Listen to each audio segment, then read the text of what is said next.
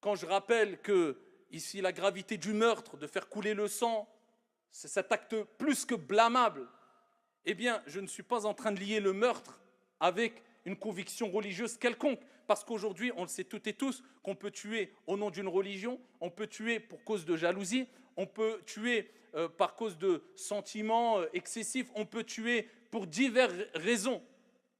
Et je ne veux surtout pas faire d'amalgame. On en entend assez déjà aujourd'hui. Et on peut même dresser un top 5 ou 10 des amalgames aujourd'hui.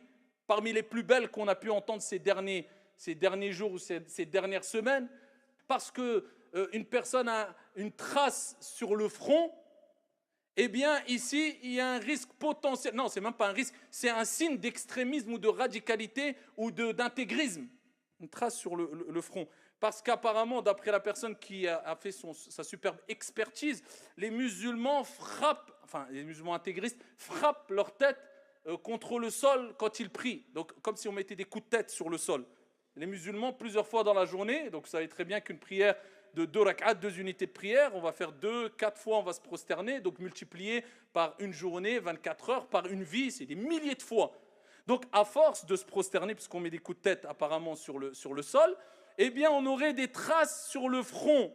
D'accord? Parce que nous, en fait, les musulmans, apparemment, peut-être, on n'a pas une épiderme, on n'a pas d'épiderme ici, on n'a pas une peau, on a du métal, genre Robocop. Ça veut dire que si notre front, à force de poser notre front sur la tête, voilà, ça ne peut pas marquer.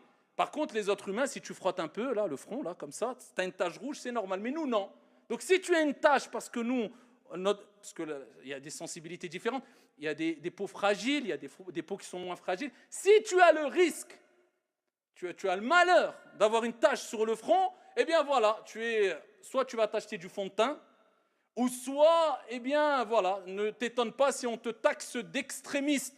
Non, ça je pense que ça on peut le classer dans les premiers du top 5 des bêtises et des amalgames je n'ai pas de mots. Donc, on n'est pas du tout pour faire là des amalgames, et je suis anti-complot, etc.